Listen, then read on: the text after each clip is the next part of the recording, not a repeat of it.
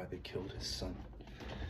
Because they don't want to be worshipped, or they don't want to worship a God. They don't want to be controlled by a God. They don't want to be told that they are second to a bigger power, a higher power. They want to be worshipped. They want to be in control, which is why they do such wicked things, which is why they fight so much, which is why they do so many.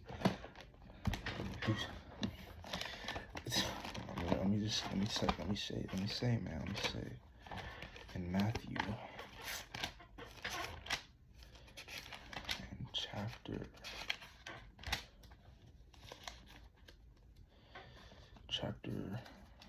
28, chapter 27.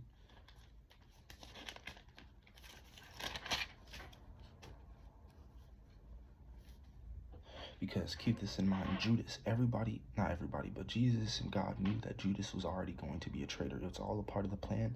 It was all written. Judas ends up realizing, oh my gosh, what did I do? This dude hangs himself. Keep that in mind. This dude who this entire time was plotting against Jesus realized at the time of him actually betraying him that he was betraying innocent blood. That is what caused him to feel the type of way, that the guilt that he felt. So let me just say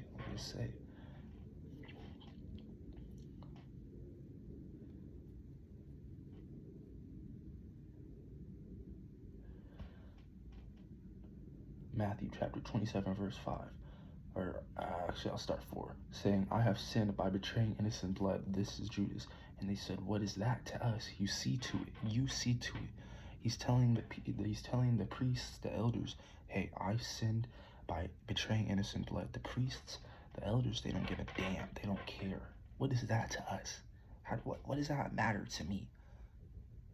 What does that have to do with me? Judas ends up realizing this and ends up hanging himself.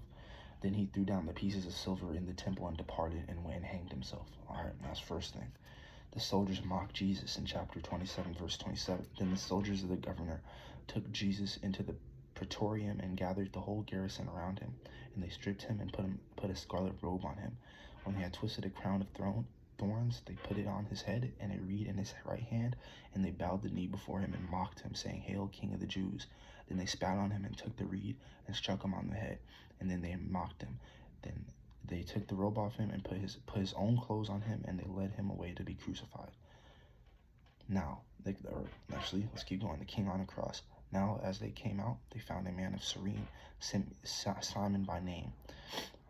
Him they compelled to bear his cross, and when they had come to a place called Golgotha, that is to say, place of a skull, they gave him sour wine mingled with gall to drink, but when he had tasted it, he would not drink.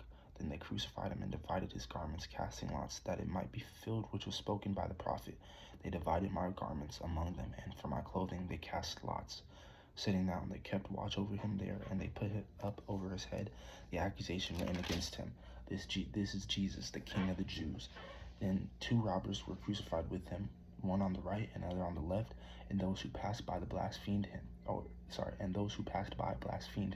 wagging their heads and saying, You who destroyed the temple and built it in 3 days, save yourself. If you are the Son of God, come down from the cross. They are mocking him this entire time that they were doing this to him. They don't even have a reason. They just feel threatened because they have power, quote unquote power, and Jesus has real power, real authority, and they feel threatened by that. So that's why they mock him. They place him on a cross and crucify him amongst 2 robbers, as if Jesus is robbing them of something, when in reality they are robbing the true and only living God. They are the ones that are actually doing a robbing, but they are placing this accusation upon Jesus. You see, these things that come out, sin comes out in ways that you may not even expect it. And in this way, it's kind of mirroring that they are placing this accusation on top of Jesus as if he's doing something wrong. When he's healing people, he's helping people, he's speaking life into people. They feel threatened, and they feel like they're being robbed of their power. So they are going to place Jesus as this robber amongst other robbers. Likewise, the chief priests also mocking with scribes and elders said, He saved others, himself he cannot save. If he is the King of Israel, let him now come down from the cross, and we will believe him. He trusted in God. Let him deliver him. Now if he will have him, for he said, I am the Son of God. Even the robbers who were crucified with him revealed him with the same thing. And then Jesus dies. Jesus comes back. He proves everybody wrong, and the story continues. But the biggest thing is that the people in power are threatened by true authority because they feel as if they are getting robbed.